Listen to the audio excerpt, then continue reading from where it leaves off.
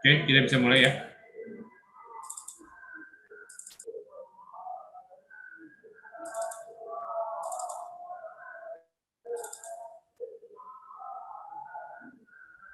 Oke, selamat malam teman-teman. Jadi nanti mungkin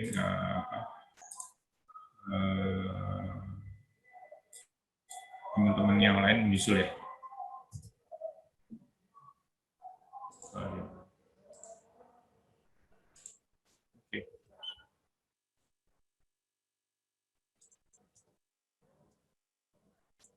Oke.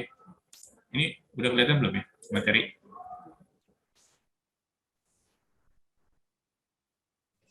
Sudah, Pak. Oke. Oke.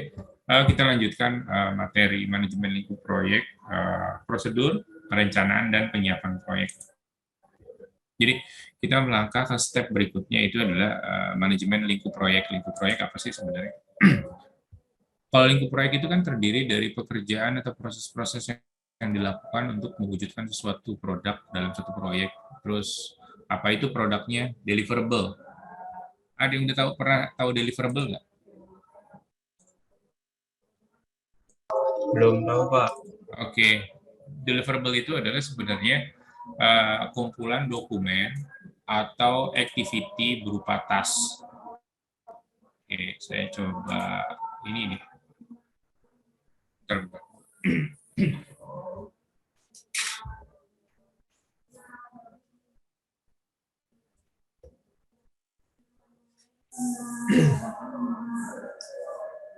Oke, ini adalah kumpulan dari apa namanya? Saya tinggal dulu ya. Oke. Oke, ini udah keluar, udah kelihatan ya. Oke, ini adalah sebenarnya adalah apa deliverable itu adalah sebenarnya ke arah dokumentasi. Jadi kalau misalnya kita itu melakukan activity project, itu kan ada penyelesaian yang namanya penyelesaian dokumen.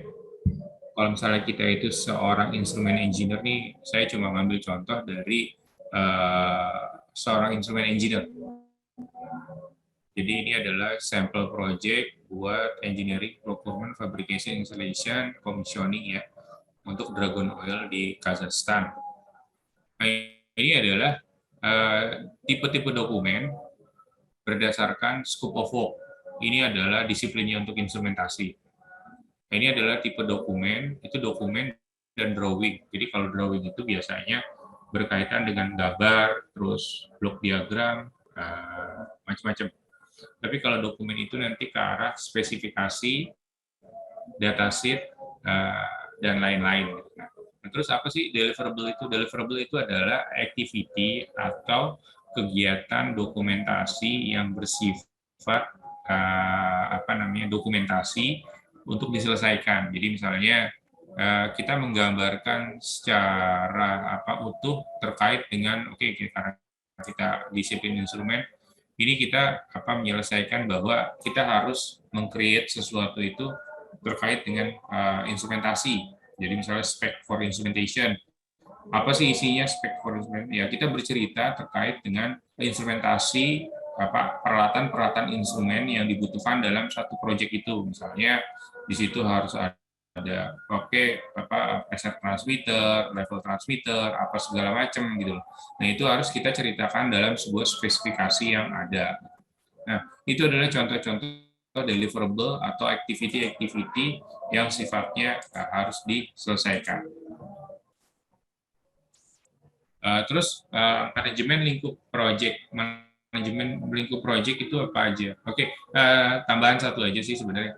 Jadi terkait dengan dokumen perencanaan itu adalah dokumen spesifikasi yang dikeluarkan oleh tiap-tiap disiplin. Terus biasanya itu ada beberapa tambahan activity kalau aktivitas itu misalnya itu ada permintaan dari klien ya. Jadi misalnya pada saat rapat atau meeting dia itu mempunyai aktivitas oh ya harus ditambahkan satu dokumen lagi yang kaitannya untuk mendukung proyek ini. Oke. Terus berikutnya apa sih manajemen yang termasuk dalam manajemen lingkup proyek? Itu manajemen lingkup proyek itu mencakup proses-proses yang dilakukan atau didefinisikan mengendalikan apakah pekerjaan itu merupakan bagian proyek atau tidak. Nah, itu kaitannya itu nanti masuk ke dalam scope of work ya. Jadi scope of work saya akan mencontohkan lagi ke teman-teman. Jadi namanya apa sih namanya? Namanya project itu ada namanya scope of work. Scope of work itu apa sih? Scope of work itu adalah cerita sesuatu yang harus diceritakan gitu.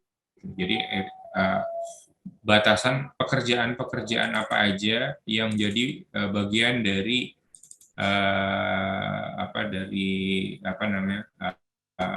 pekerjaan ini. Jadi saya akan timpa lagi. Oke, ini adalah ini udah kelihatan nih. Jadi main scope of work for main scope of EPC work itu studi DED ini detail engineering design pembangunan new Pertamax turbo tank di RU 6.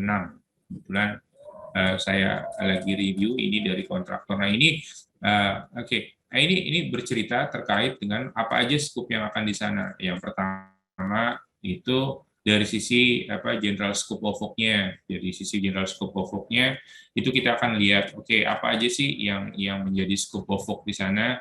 Nah, inilah kaitannya. Misalnya dari sisi engineering, terus dari sisi procurement, dari sisi construction, itu kita bercerita di sana.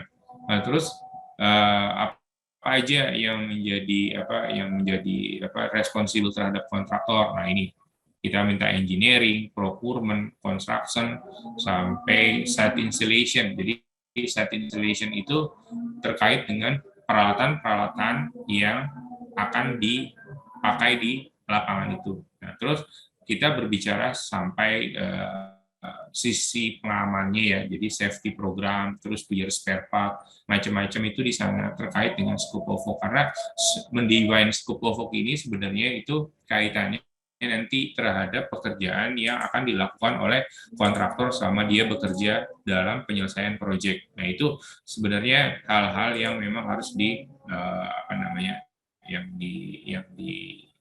dikerjakan oleh kontraktor. Terus berikutnya adalah proses manajemen lingkup proyek. Yang pertama itu adalah apa sih perencanaan lingkup? Ya, kita mendefinisikan seperti tadi kita membuat sebuah kalau mungkin scope of work atau kerangka acuan kerja yang akan digunakan oleh kontraktor dalam rangka menyelesaikan pekerjaan sebuah proyek. Nah, mereka itu akan bekerja sebagaimana kerangka acuan kerjanya yang telah dibuat oleh klien. Klien itu pemilik proyek ya. Nah, itu sih. Terus definisinya yaitu kembali ke project charter. Jadi misalnya sebenarnya apa sih definisi lingkupnya itu? Nah, nanti baru ditekankan. Terus gimana cara perubahan, kalau misalnya ada perubahan scope, itu apa yang harus dilakukan gitu. Terus membuat WBS. WBS itu apa sih sebenarnya? Work breakdown structure gitu. Jadi sebenarnya dia itu adalah aktivitas-aktivitas pekerjaan yang di breakdown. Yang di breakdown itu misalnya seorang instrumen engineer itu ada pekerjaannya pemasangan transmitter gitu. Udah tahu belum ya transmitter itu apa ya dari teman-teman? Peralatan untuk mengukur ya. Jadi dia itu adalah komponen-komponen. Jadi apa aja untuk pemasangan itu transmitter itu nanti di breakdown equipment-equipmentnya. Nah, dari equipment itulah nanti yang akan dijadikan acuan kita membuat work breakdown structure. Terus verifikasi lingkup. Sebenarnya verifikasi itu siapa sih yang mau verifikasi? Siapa yang memverifikasi? Memverifikasi itu adalah stakeholder. Stakeholder itu siapa sih? Ya, atasan kita gitu. Jadi artinya harapannya itu bahwa scope-nya itu sudah diverifikasi dan sudah disetujui oleh fungsi-fungsi terkait stakeholder gitu. Jadi mereka itu bertanggung jawab terkait dengan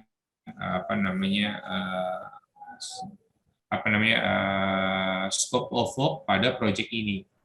Karena impact-nya jika ada perubahan scope selama perjalanan proyek, maka yang akan menanggung itu adalah pemilik proyek. Nah, apa yang ditanggung? Itu biasanya itu adanya penambahan durasi dan adanya penambahan biaya, cost. Nah, kenapa bisa terjadi? Ya, itu karena biasanya scope of work itu tidak diverifikasi dengan baik pada saat awal pekerjaan gitu. Nah, kenapa bisa terjadi? Biasanya itu ada permintaan-permintaan di lapangan yang kaitannya ada penambahan. Jadi artinya baru ketemu masalahnya itu pada saat barang akan dipasang. Nah, terus pengendalian lingkup, gimana cara mengendalikan lingkup? Nah, biasanya itu kita itu mengundang para stakeholder, pada para usulan-usulan pengusul-pengusul proyek ini untuk melakukan yang namanya itu mengendalikan lingkup. Artinya mengendalikan lingkup itu bahwa pada saat kita menentukan proyek A yang akan kita execute, itu berarti lingkupnya itu harus sudah bisa freeze.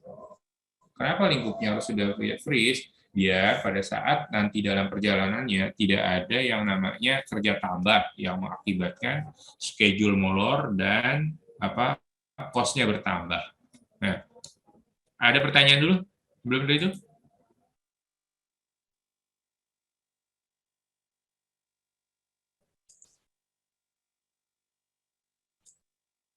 Monggo aja ya, nanti kalau mau nanya di feel free aja seperti biasa.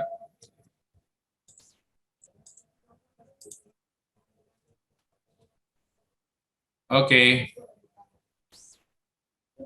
Ini adalah perancangan lingkup. Jadi kita melihat bahwa proses penyusunan scope of work itu memang harus tertulis dan dijadikan dasar dalam memutuskan. Nah, seperti tadi gitu. Jadi kita memang ada satu dokumen yang dipegang oleh kontraktor itu terkait dengan scope of work project. Karena apa? Karena permintaan lisan itu tidak kuat dari secara hukum dan legal. Jadi memang kaitannya untuk pekerjaan-pekerjaan seluruh pekerjaan aktivitas pekerja itu memang tidak bisa dilakukan permintaan itu secara lisan. Karena apa? Karena lisan itu biasanya tuh orang itu pada saat dia project itu ingatannya pendek, sama kayak utang aja. Jadi kalau dia tidak tertulis dan tidak ada saksi pada saat ditagih, dia pasti bilang nggak ngerasa gitu. Nah, mungkin mudah-mudahan sih nggak kayak gitu ya. Tapi kalau di project itu beda ya, karena sifatnya bisnis to bisnis, jadi asumsinya bahwa kita itu ngelihat dari satu perspektif secara profesional. Jadi kalau ada penambahan sesuatu, itu harus dituangkan dalam sebuah bentuk memo, terus dalam bentuk scope of work, atau dalam bentuk sesuatu yang sifatnya tertulis. Terus apa aja yang masuk itu adalah masukan penjelasan project. Jadi penjelasan project itu apa sih sebenarnya? Itu project charter atau project kenapa bisa terjadinya project gitu. Terus berapa cost-nya? Nah, itu adalah sebuah project charter.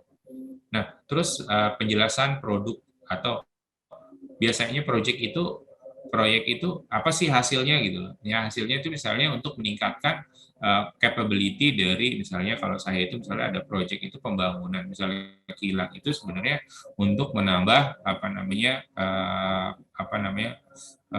storage kilang gitu loh. Jadi artinya itu pasti dicantumkan. Jadi produknya apa misalnya penambahan kilang, terus informasinya dengan penambahan kilang kita itu akan bisa survive terhadap produk-produk bahan bakar itu bisa sampai 2-3 bulan.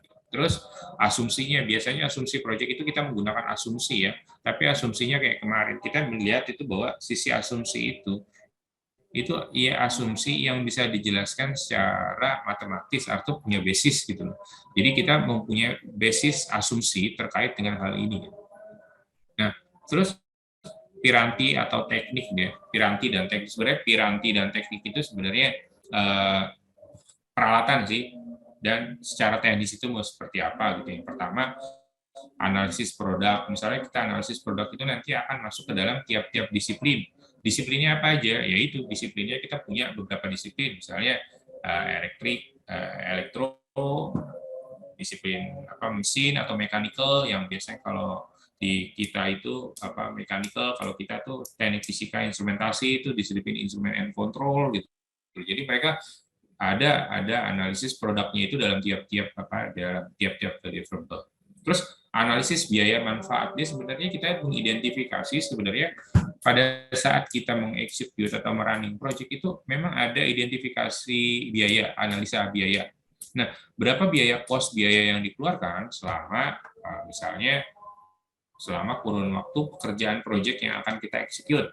Kan kita nggak bisa melihat bahwa ujuk-ujuk misalnya project 1 juta dolar, tapi kita nggak tahu ini basisnya dari mana. Gitu kan mungkin kalau teman-teman melihat bahwa kebutuhan terkait dengan informasi informasi pekerjaan beserta dengan kos itu kita melihat dari sisi apa aja yang ada di sana gitu. Jadi misalnya kalau dilihat misalnya kita mengidentifikasi biayanya. Kalau biayanya misalnya kita lihat 1 juta gitu. Ini kalau dilihat 1 juta ini nanti keperuntukannya untuk apa gitu. Jadi misalnya kan kita bisa lihat, oh ya peruntukannya misalnya 500.000 pembangunan, pembebasan lahan gitu. Ini ada namanya pembebasan lahan. Terus nanti apa di sini material. Terus apa di sini cost labor. Nah, cost labor ini itu dicantumkan. Jadi keseluruhan biaya 1 juta dolar itu dapat di breakdown dengan pemahaman seperti ini gitu. Jadi kita punya basis. Terus manfaatnya apa? Nah, manfaatnya memang banyak sekali kalau dilihat. Itu misalnya tergantung dari jenis project yang akan dieksekut. Terus identifikasi alternatif, mungkin kita bisa lihat dalam satu proyek itu apa aja alternatif-alternatif yang akan dikeluarkan. Misalnya kita punya gagasan A, B, C itu kita tuangkan dalam scope of work ini gitu, karena penjelasannya itu memang sudah harus dijelaskan ke dalam penjelasan proyek ini gitu. Jadi tidak ujuk-ujuk bahwa nanti oh ya sebenarnya di sini tuh nggak ada gitu, harus ada gitu. Nanti pertimbangan yang sudah dijelaskan, misalnya ada pertimbangan ini, apa sih pertimbangan dalam penyelesaian proyek. Nah, pertimbangan kita sudah jelaskan dalam posisi ini. Jadi sebenarnya proyek itu banyak bisa dilakukan terkait dengan terkait dengan pekerjaan itu akan menempel pada yang sifatnya penjelasan project charter gitu. Inilah yang sebenarnya bisa main project. Makanya pada saat eksekusi project yang dilihat itu adalah project charternya apa gitu loh. Apa sih project charter? Project charter itu isinya adalah scope of work. Yang kedua cost estimasi biayanya. Biasanya kalau teman-teman saya akan contohkan ya project charter.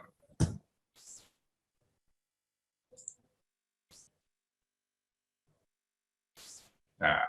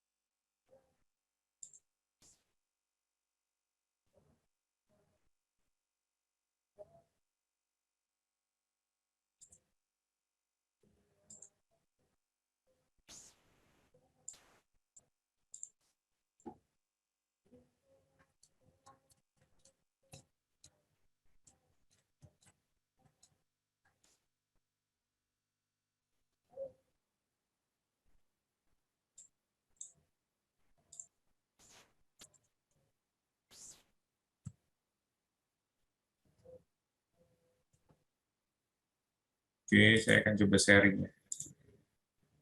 Oke, ini udah kelihatan belum ya?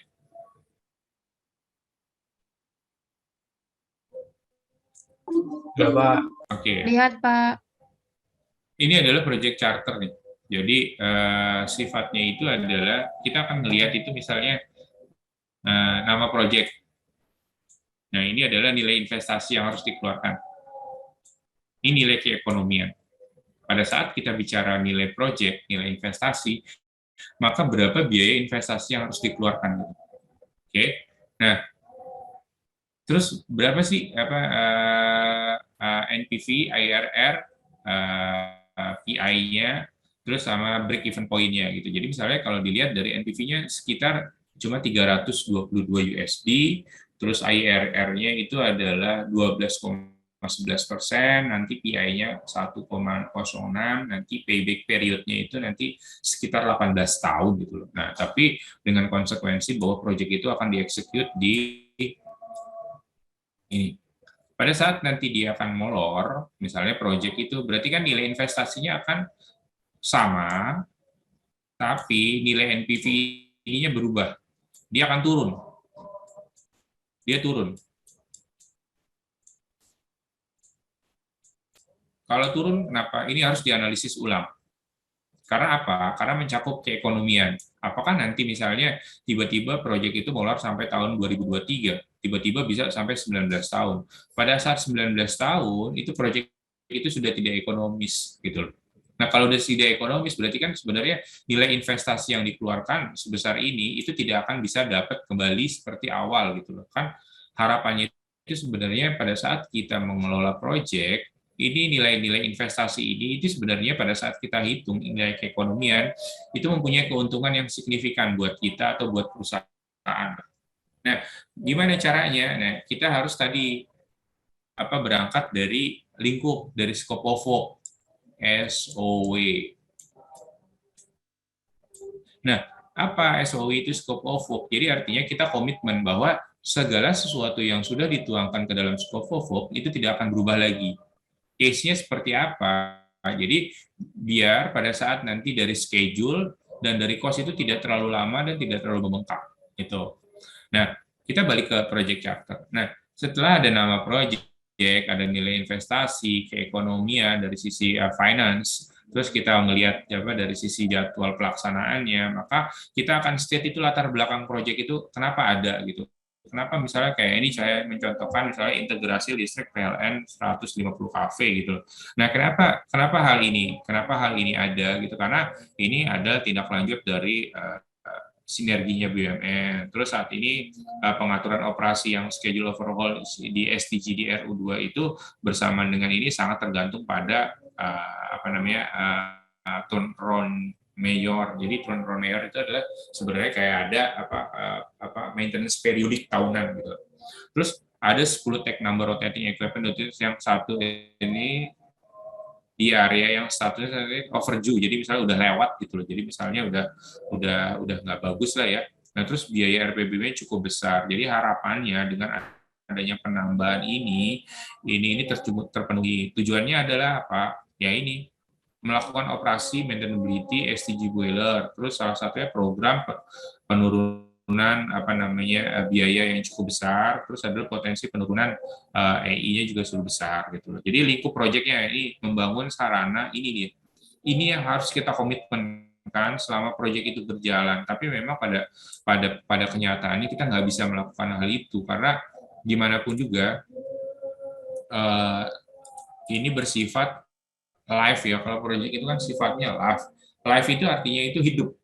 Hidup itu dalam arti tanda kutip bahwa dia itu akan berkembang, itu menuntut tergantung dari kebutuhan. Apa sih kebutuhannya? Itu tergantung dari kebutuhan lapangan. Tiba-tiba misalnya si A minta adanya penambahan lagi gitu. Nah, misalnya oh ya, pokoknya ada penambahan scope of work gitu.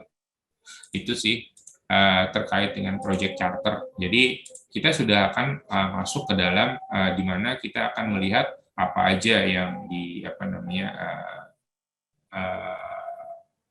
ini ya aplikasinya ya. Oke. Sampai sini ada yang mau tanya? Mau aja. Yuk, gimana?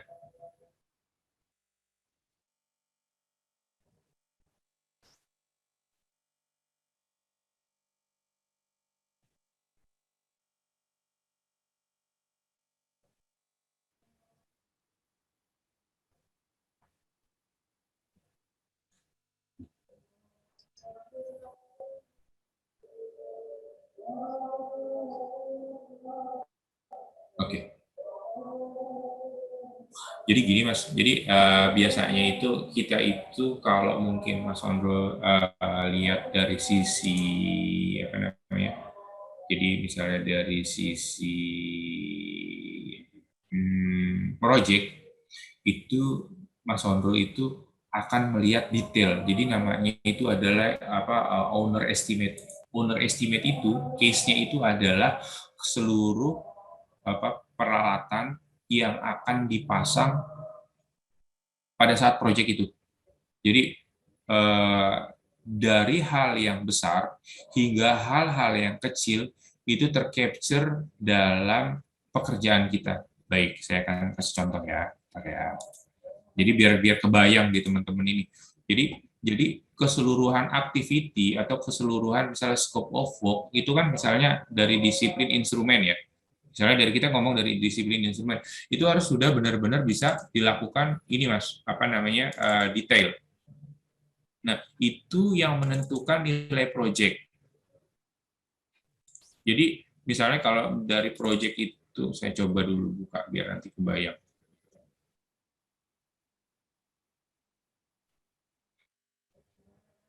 Nah,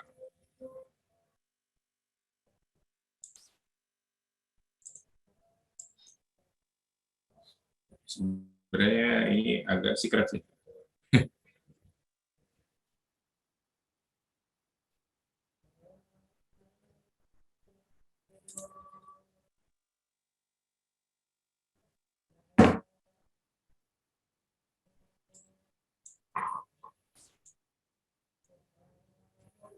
Kita ada namanya owner estimate, Mas.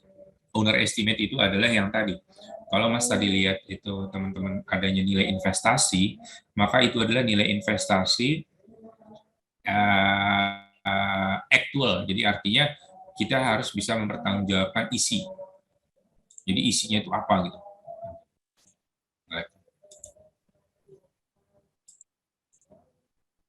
Jadi ya itu detail Mas. Ya. Iya betul. Karena kita nanti adanya ada apa namanya MTO Mas.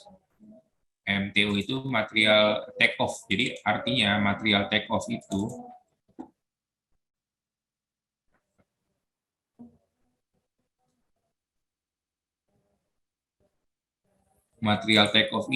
entar saya. Oke oke oke. Saya akan kasih contoh sih sebenarnya.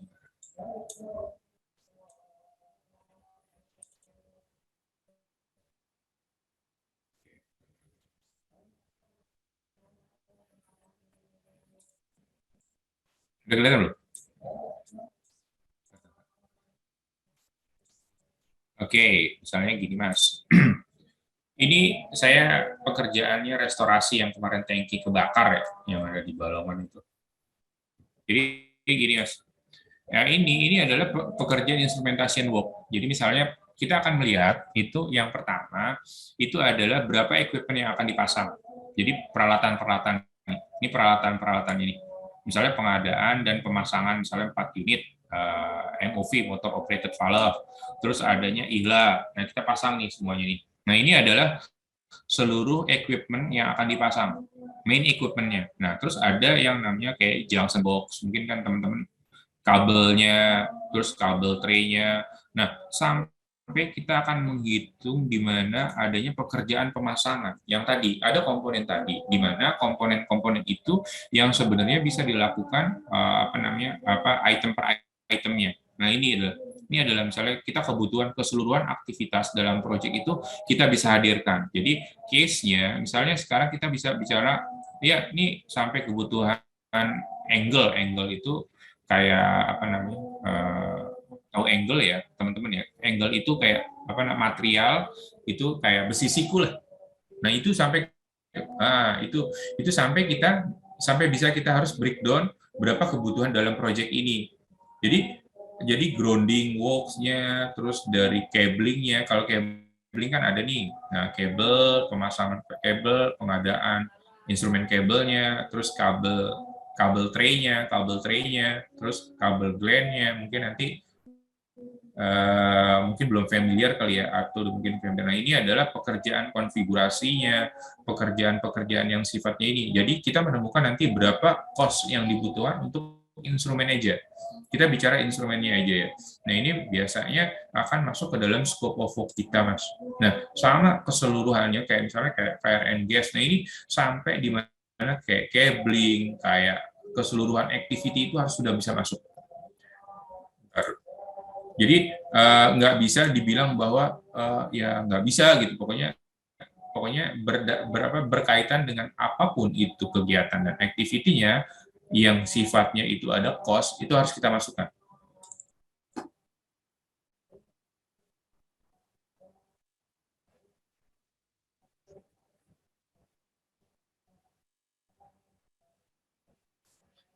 List barang, iya betul. Iya dong. Jadi misalnya gini Mas, kayak Mas nih mau belanja sayur asem, kan bawa uang kan 10.000 nih dari rumah ke ke mana ke tukang pasar, tukang dagang ya. Kan Mas kan udah bisa ngebayangin kalau misalnya apa sayur asem itu isinya apa gitu.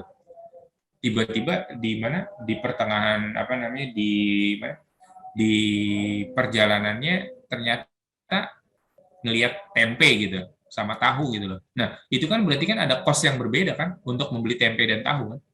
Karena kita bicara sayur asemnya dulu nih.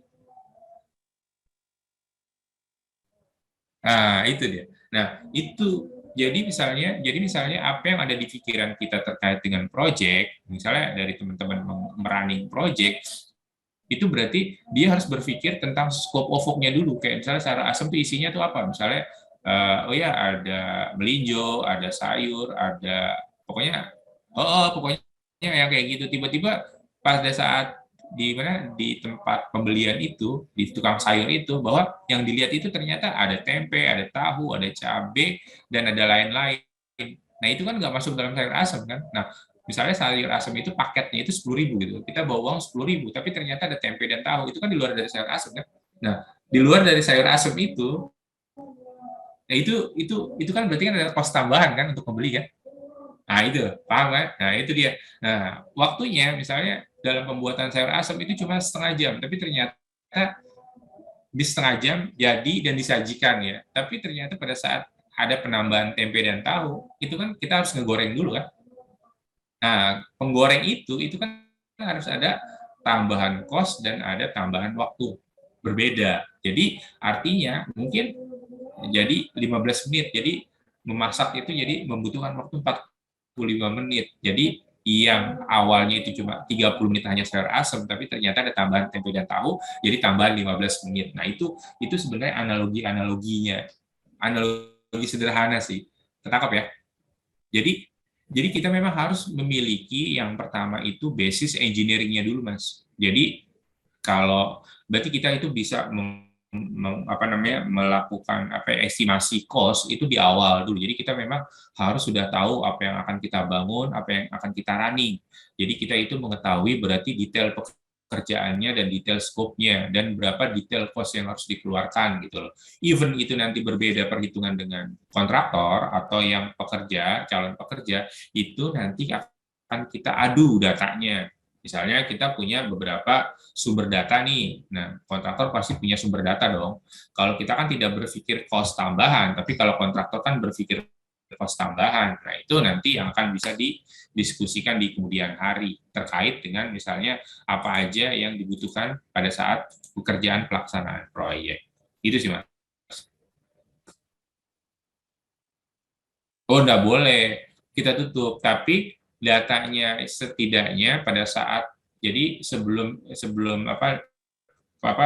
cost itu dilakukan itu engineeringan seperti desain engineering, seperti dokumen dan drawing yang tadi yang dalam bentuk deliverable itu harus sudah bisa diberikan ke kontraktor untuk mereka menghitung.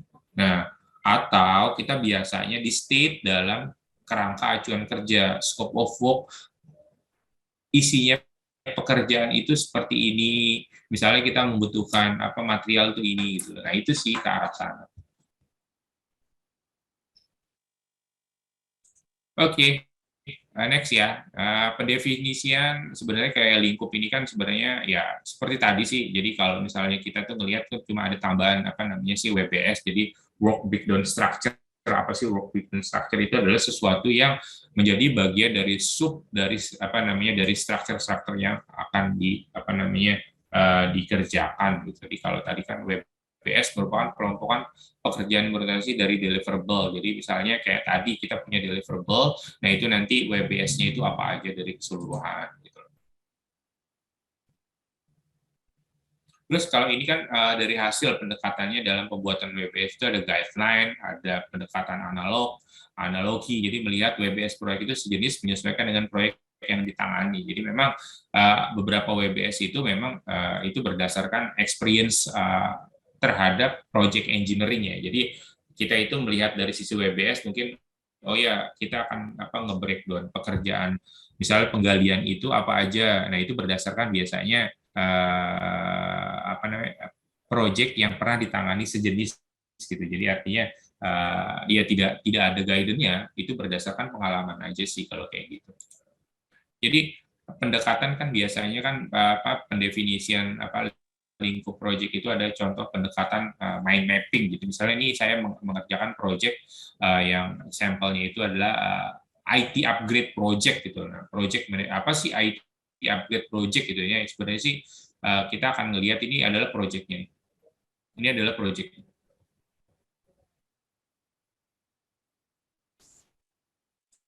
Ini adalah project. Nah, ini kita punya project management. Kita punya apa hardware. Nah, ini ada yang namanya mungkin kalau teman-teman pernah belajar diagram ini nggak? Fish diagram fish. Kepala, buntut itu apa? Jadi misalnya ini adalah kepalanya nih, sorry, inventory, update database. Nah, ini adalah apa kayak sisik apa tulang-tulangnya ini adalah diagram fish itu sejenis. Nah, ini seperti inilah yang kita akan coba lakukan apa namanya project pendekatan mind mapping. Jadi kita berpikir bahwa project kita itu apa, terus nanti kita punya apa, punya ini dan punya ini. Nah, ini pendekatan ini secara teori ya, tapi kalau dari sisi aplikasinya sih nggak begini gitu. Jadi misalnya kita apa dapat project ya udah kita tinggal buat MDR aja. Oke, seperti ini. Jadi ini kalau kayak gini tuh, misalnya ini gini, bentuk structure apa work breakdown structure ya. Jadi yang ke bawah gitu. Jadi tipenya itu hierarkisnya ke bawah gitu. Jadi ke bawah itu artinya dari direction dari atas itu dia punya direction order ke bawah. Jadi bukannya ke samping, tapi ke bawah. Tapi beberapa case memang ada punya direct. Jadi misalnya gini, desain web. Jadi misalnya internet ini dia punya yang pertama itu adalah desain web, desain homepage, page pemasaran sama penjualan. Oke, dari sisi tiap-tiap apa namanya header ini dia punya sub header. Nah, seperti ini. Nah, dia sitemap, desain grafis itu adalah contoh hierarki ke bawah gitu atau tabuler. Berarti berupa tabel. Tabel-tabelnya apa? Jadi kalau misalnya ini punya subbab, itu punya subbabnya ini atau punya subbabnya ini, dia punya subbabnya ini, dia punya subbabnya ini. Nah, inilah yang sebenarnya bisa dilakukan untuk kita menentukan project execution project-nya seperti apa.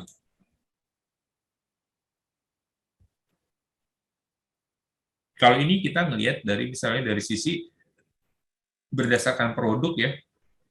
Kalau misalnya intranet ya ini sih sebenarnya sih sama aja kayak tadi, tapi produknya itu seperti ini. Jadi memang kalau dari tiap-tiap activity itu dia punya WBS itu masing-masing ya. Jadi ini adalah apa namanya mainnya. Jadi ini adalah mainnya. Nah, ini adalah WBS-nya gitu. Nah, ini WBS ini dia punya ini, punya ini. Nah, ini adalah WBS-nya. Sub ini adalah WBS.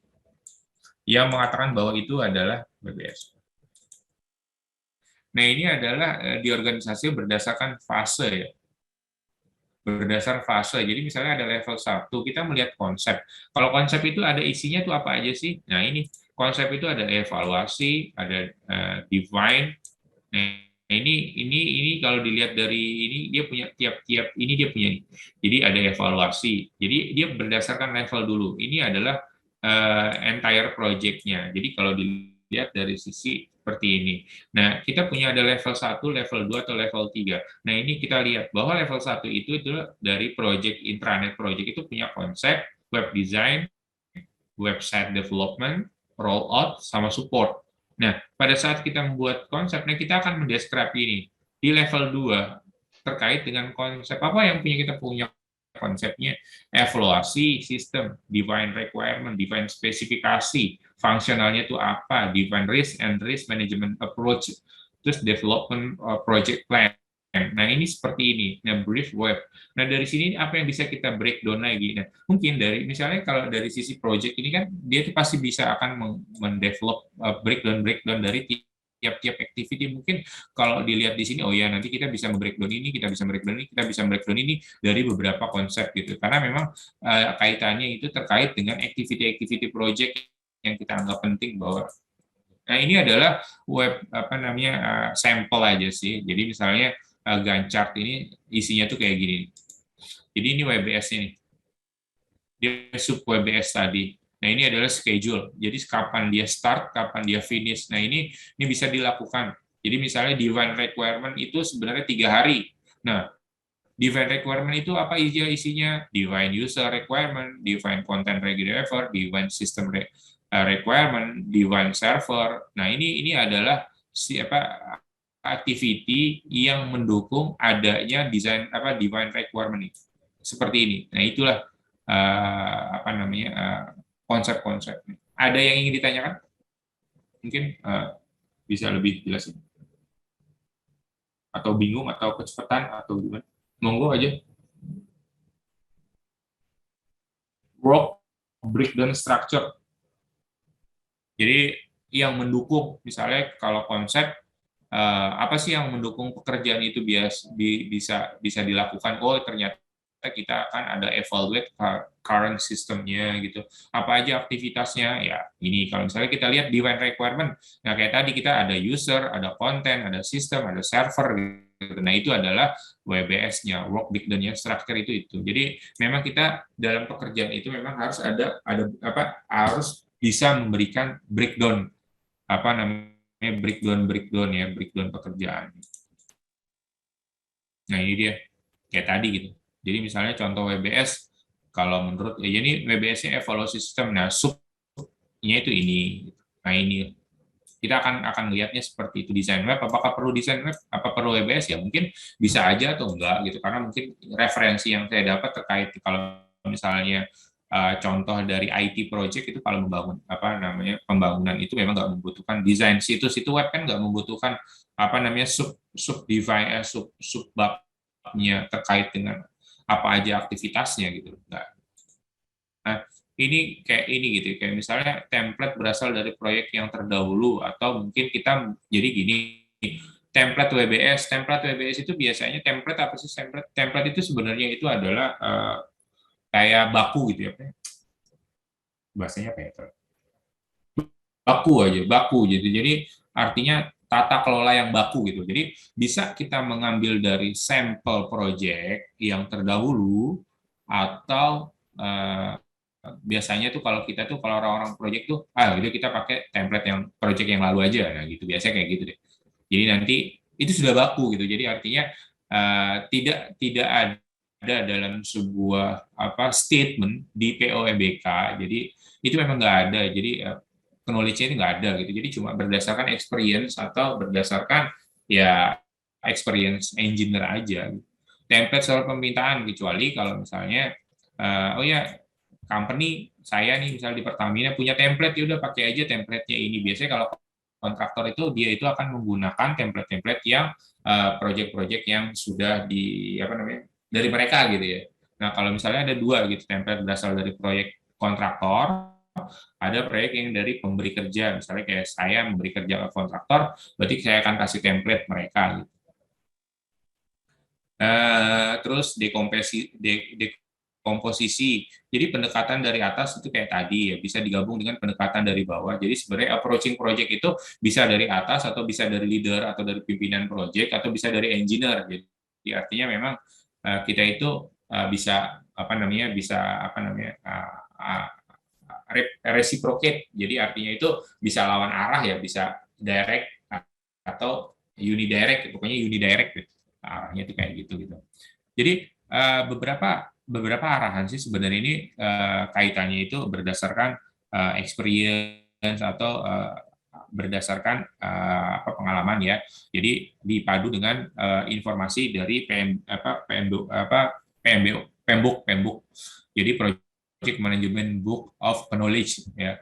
Jadi memang ada beberapa arahan dalam nyusun WBS, tapi memang itu tidak jadi sebuah activity yang baku gitu. Jadi misalnya kalau dari teman-teman itu nanti suatu saat udah berkecimpung dan terjun di project itu nanti mungkin mengerti gitu. Jadi memang nggak ada panduan gitu. Jadi memang akan ngelihat dari sebuah ya kayak tadi bisa ngelihat dari template yang project previous atau dari project lain. Jadi apa aja sih?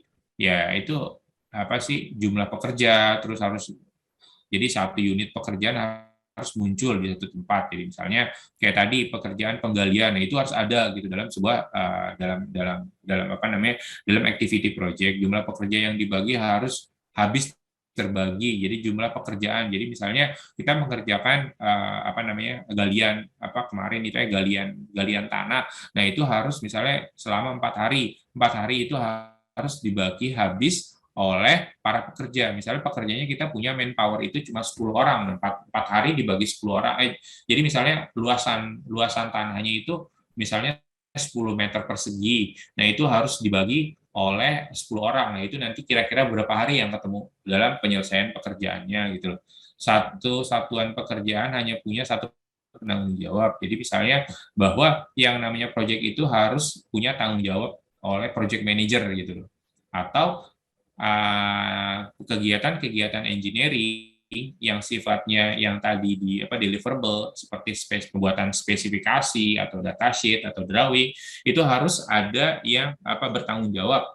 Misalnya kalau di instrumen itu ya lead engineer-nya itu harus bertanggung jawab terkait dengan penyelesaian dari project itu gitu. Terus anggota tim project terlibat dalam pembuatan WBS. Nah, biasanya itu kita itu akan menanyakan terkait dengan misalnya lead engineer-nya itu nanti akan kita tanya nih, ini pekerjaan ini apa aja sih butuhnya gitu. Nah, mereka biasanya akan seperti itu. Terus nanti setiap satuan dokumen pekerjaan didokumentasikan secara jelas. Nah, ya tadi pendokumentasiannya itu dalam engineering fase. Engineering fase itu di mana ya seperti tadi kita itu akan mengeluarkan di dalam dokumen dan drawing yang sifatnya bahwa kita akan melihat di sana adanya permintaan misalnya specification for instrumentasi. Nah, itu sifatnya itu akan didokumentasikan secara jelas gitu. Jadi artinya kita kontraktor mengeluarkan atau kontraktor pekerjaan itu disetujui oleh pemberi pekerja gitu. Sifatnya fleksibel, mengakomodasi perubahan yang terkendali ya, bukan yang tidak terkendali. Ada beberapa case di mana dalam satu pekerjaan itu ada yang namanya permintaan yang tidak terkendali, misalnya mengakomodasi perubahan. Jadi misalnya tiba-tiba ada yang minta tangga 30 meter, nah itu kan nggak terkendali gitu, tapi mungkin ada kebutuhannya, tapi itu nggak bisa diakomodir gitu. Tapi kalau yang sifatnya kecil-kecil, nah itu yang biasanya akan diakomodir. Kenapa? Kenapa harus fleksibel? Nah biasanya kalau rigid, biasanya company itu pemberi kerja itu agak kurang suka gitu. Jadi kalau misalnya dikit-dikit sesuai dengan scope of work ya sebenarnya sih nggak fair juga ya. Tapi kan kalau ada cost yang harus dikeluarkan terkait dengan mengakomodasi perubahan ini, secara dia itu cost-nya ada dan timeline-nya ada, maka memang bisa dilakukan itu gitu. Jadi sebenarnya kalau pendefinisian kalau kamus WBS atau baseline lingkup tuh bisa dijelaskan. Jadi misalnya kayak gini, banyak pekerjaan WBS yang harus dijelaskan secara rinci sehingga orang tahu apa yang dilakukannya. Jadi kalau misalnya pekerjaan penggalian tanah gitu, nah nanti memang itu harus ditekan ditekankan berapa penggalian tanahnya, terus berapa dimensinya, terus apa aja yang dibutuhkan nanti setelah digali itu apa aja. Nah itu sebenarnya harus dijelaskan oleh yang tadi lead engineer-nya gitu. Nah tadi terus terkait dengan sebentar tadi. Oke. Jadi tadi verifikasi. Kenapa kita membutuhkan verifikasi gitu? Jadi kenapa penerima lingkup proyek itu secara resmi harus diverifikasi oleh stakeholder? Karena jika ada kecenderungan scope itu tidak sesuai dengan keinginan stakeholder, maka kemungkinan akan berpengaruh terhadap cost yang harus dikeluarkan. Jadi misalnya stakeholder tiba-tiba nggak tahu gitu, misalnya ada perubahan anggaran yang harus dikerjakan. Nah, sehingga proyek-proyek itu mengalami pembengkakan nilai investasi. Nah, biasanya nanti di akhir-akhir itu akan ditanya, ini ada pembengkakan nilai dari mana? Gitu. Kalau misalnya stakeholder-nya itu dia tidak tahu, maka kemungkinan stakeholder-nya itu merasa bahwa dia itu tidak dilibatkan secara penuh, dan itu sebenarnya yang nggak boleh juga. Gitu. Jadi kecenderungannya itu memang harus keseluruhan activity itu harus diketahui oleh stakeholder. Terus menghasilkan dari hasil pekerjaan yaitu dari dokumen project, dari hasil pekerjaan ini apa gitu.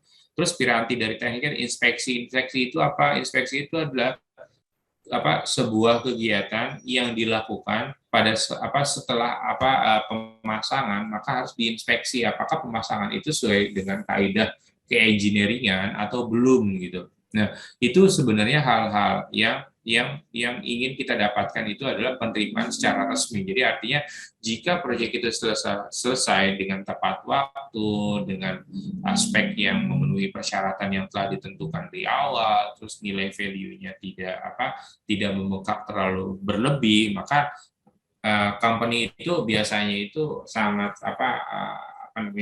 istilahnya bisa dibilang suka ya terkait dengan itu. Jadi sukanya itu ya memang harus sesuai dengan itu gitu, dia tidak banyak. Karena bagaimanapun juga itu nanti ada yang sifatnya kayak memverifikasi lingkup pekerjaan itu ada impact-nya gitu. Misalnya kayak banyak proyek IT mengalami scope creep atau poor scope. Jadi artinya memang ada scope-scope yang ada dihilangkan, ada scope-scope yang jelek. Jadi misalnya ketidaktahuan pemberi pekerja itu biasanya sangat berpengaruh terhadap scope. Jadi misalnya si A itu disuruh membeli laptop yang misalnya up to date gitu. Nah, tapi mereka tidak melihat misalnya up to date itu apa aja speknya gitu. Misalnya i7 prosesornya i5 i7 gitu. Nah, itu biasanya yang berpengaruh terhadap itu. Jadi faktor-faktor masukan. Jadi sebenarnya sih ke arah gini. Ke arah di mana kalau kita melihat ini adalah faktor-faktor masukan gitu. Jadi misalnya apa aja sih masukan dari hasil pengguna? Misalnya masukan dari pengguna kurang. Jadi artinya dari member-member project itu tidak memberikan masukan yang bagus gitu. Terus kebutuhan spesifikasinya tidak lengkap, kebutuhan speknya berubah, kurang dukungan eksekutif. Jadi artinya dari stakeholder nggak ada, kurangnya kompeten teknologi. Artinya yang dibutuhkan ya kita ini sebagai posisinya itu sebenarnya ini kayak di sini. Kompeten teknologi artinya kita sebagai engineer itu harus bisa memberikan informasi teknologi itu yang update terhadap proyek pekerjaan. Tiba-tiba misalnya gini, bahwa proyek itu sebenarnya ada peralatan yang yang sudah lebih jauh lebih canggih gitu ya. Tapi ternyata kita tidak mengakomodir yang ada di luar gitu. Tapi impact-nya sih terhadap cost itu memang selalu ada. Tapi case-nya itu kita harus bisa memberikan informasi gitu. Oh ya, ini karena di luar sudah tidak ada, maka kita harus mengganti yang lebih up to date gitu. Kurangnya sumber daya, biasanya kekurangan sumber daya itu terkait dengan cost cost kontraktor ya. Jadi misalnya ada yang namanya dia itu tidak berpikir bahwa kekurangan bahwa proyek ini bisa diselesaikan dengan sumber daya yang dimiliki, tapi ternyata pada saat diberikan pekerjaan itu kontraktor tidak dapat menyelesaikan pekerjaannya dikarenakan sumber dayanya tidak mumpuni gitu. Makanya kita itu sebagai engineer itu ditekankan untuk mempersiapkan diri untuk dapat mudah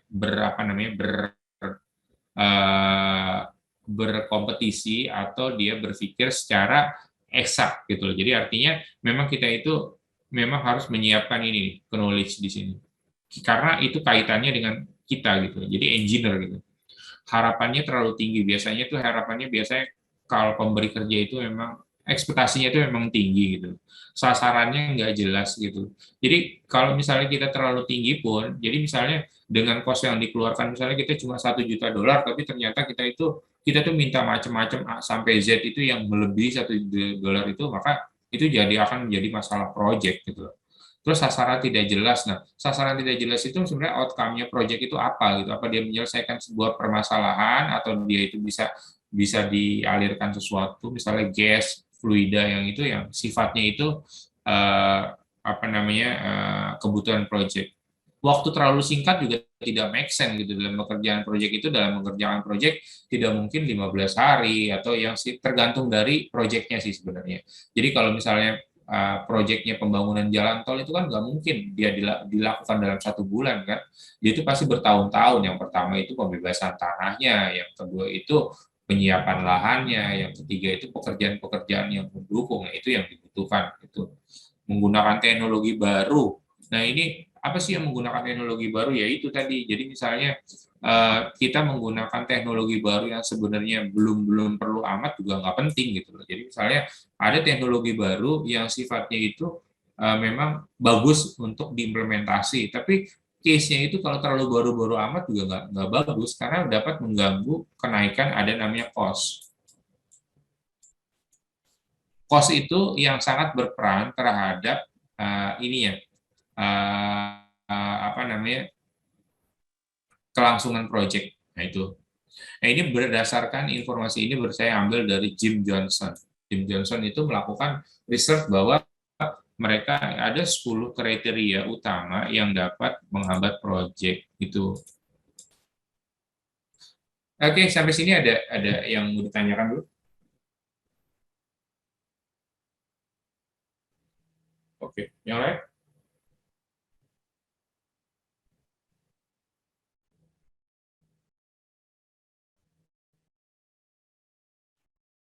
Oke, jadi feel free aja.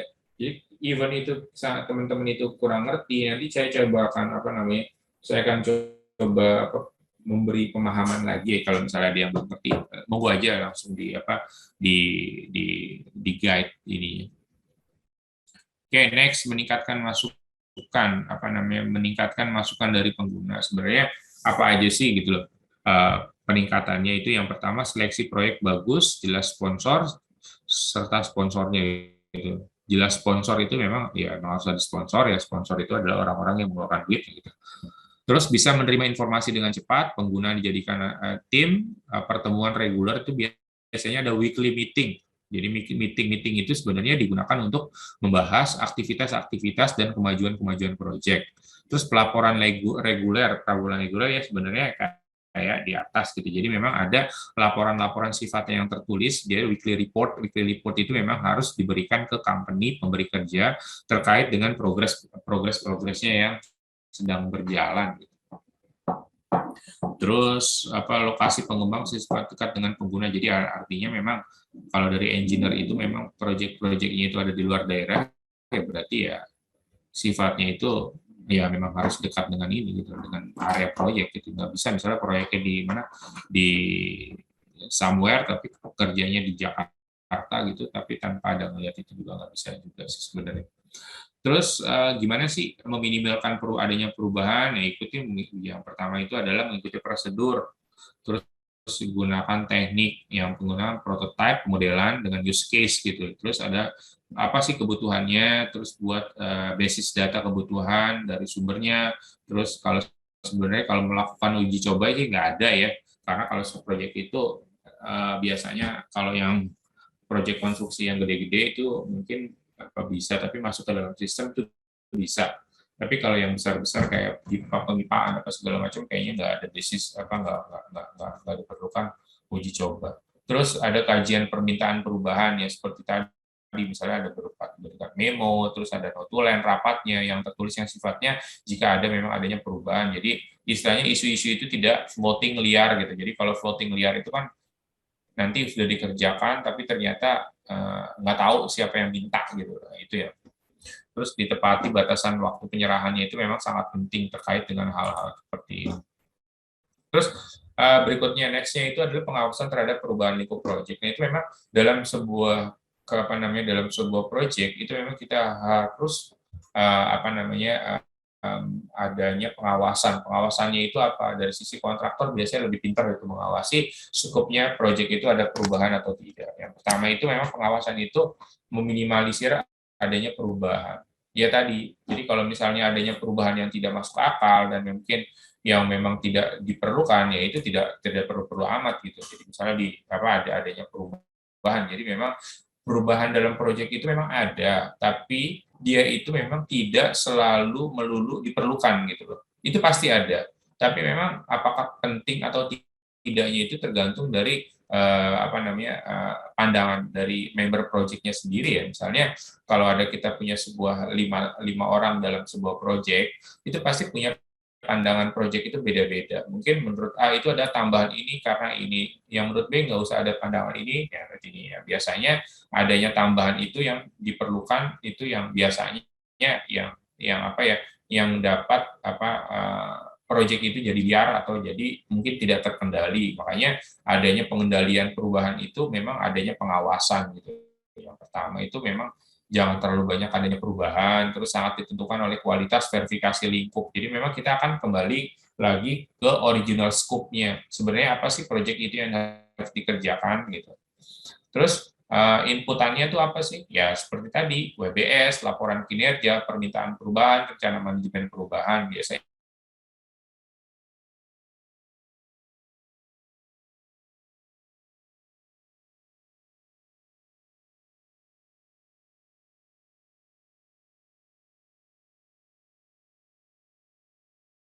terus hasil itu kan perubahan dari lingkup, tindakan koreksi itu memang ini. Nah, ini pengendalian lingkup. Sebenarnya kalau pengendalian lingkup itu dari variabel dari misal kita itu mengelola proyek itu memang harus dikendalikan dari sisi lingkup, dari sisi scope itu memang harus dikendalikan. Gimana pengendaliannya ya? Mungkin kita berkomitmen ya dari awal bahwa memang tujuannya proyek itu membangun sebuah ekosistem yang dapat digunakan sesuai dengan kebutuhan. Jadi artinya ekosistem itu apa ya? Ekosistem itu adalah proses pekerjaan proyek. Proses pekerjaan proyek itu meliputi apa aja yang sifatnya itu adalah deliverable, dia itu adalah sifatnya itu WBS yang di mana bahwa jika ada perubahan itu maka kita cepat mengendalikan yaitu bergerak lagi ke dalam kita biasanya back to scope gitu. Back to scope itu back to original scope gitu. Jadi kalau back to original scope itu project itu biasanya akan sesuai dengan cepat waktu gitu.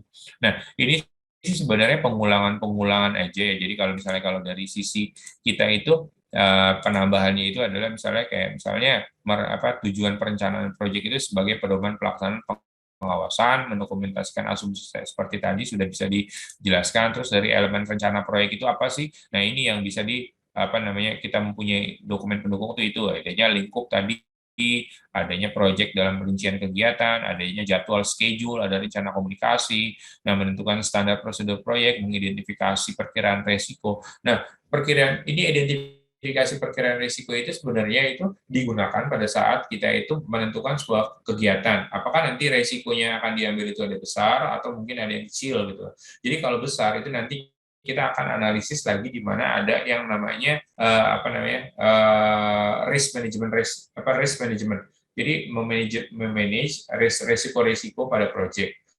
Apa risiko-risiko itu ada 3. Yang pertama itu menghilangkan risiko, menghindari risiko, atau kita itu akan menyelesaikan risiko itu sendiri gitu. Itu sih sebenarnya case-case di mana kita bisa melakukan konsep terhadap penanganan risiko itu. Nah, membuat budget yang tadi Mas Wandro bilang, apakah kita itu kaitannya ini sebelum proyek itu dieksekut atau kita jual ke kontraktor, kita harus sudah mempunyai budget dulu. Yang budget itu ada di dalam OE. Jadi owner estimasi itu emang Nah, terus apa sih rencana dasar proyek itu? Itu kita harus punya rencana dasar proyek. Nah, ini tadi langkah-langkah perencanaan proyek, menentukan sasaran lingkup, menentukan life cycle, tadi seperti yang tadi di project charter, membentuk strategi organisasinya, memilih tim project, menentukan resiko-resiko, membuat WBS, mengidentifikasi aktiviti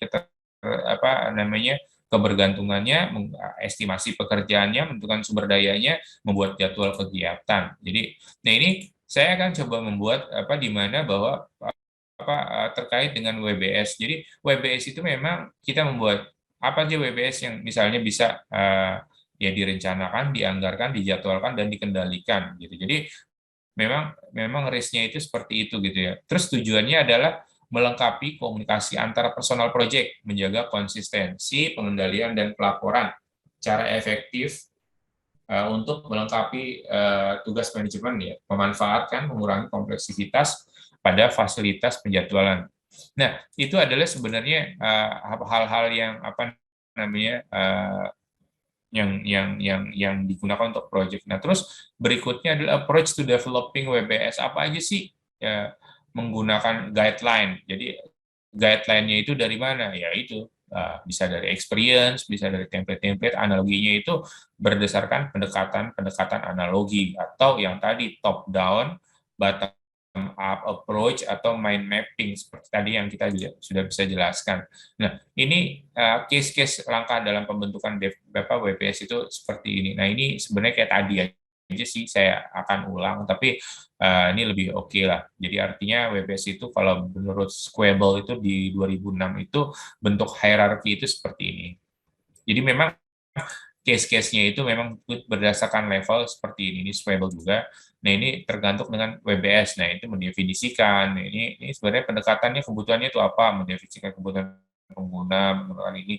Nah, ini sebenarnya yang sifatnya itu bisa dilakukan oleh project management untuk melakukan seperti ini gitu. Jadi memang case-case-nya. Nah. Oke, ini dari saya aja sih. Nah, ini sebenarnya ini nanti tugas nanti pada saat UTS. Jadi nanti dikumpulkan ke Japri aja atau mungkin ke saya. Jadi sifatnya itu nanti ini ada berapa orang ya? Kita ada 12 orang ya?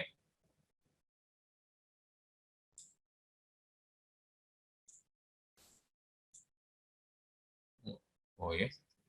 Kayaknya sih 12 sih deh, Mas. Kayaknya sih 12. Jadi gini, Mas. Jadi kita interaktif aja ya. Jadi interaktifnya tuh gini. Dibuat dua tim. Jadi kita dibuat 2 tim, masing-masing tim itu membuat dibagi 6 orang. Jadi ini tugas kelompok aja.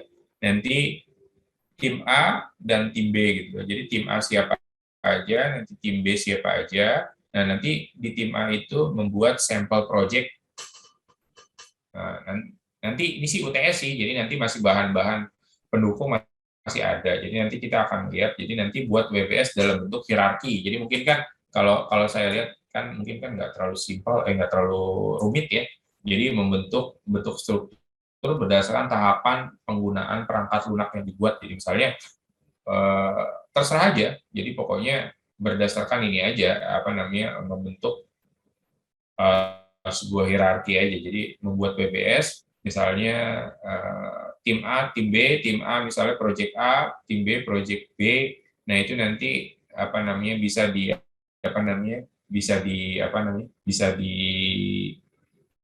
bisa di breakdown apa aja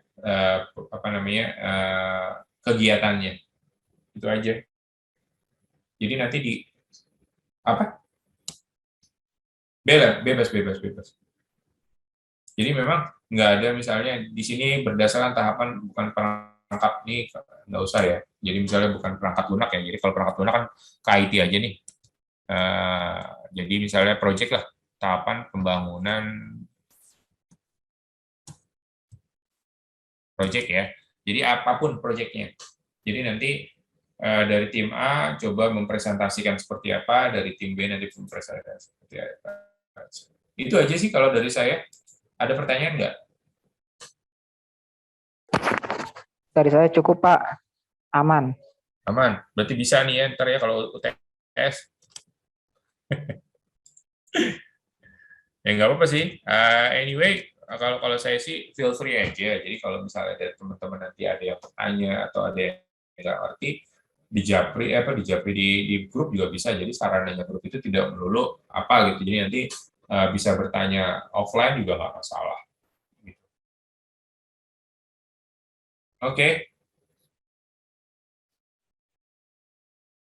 oke, sip, sip.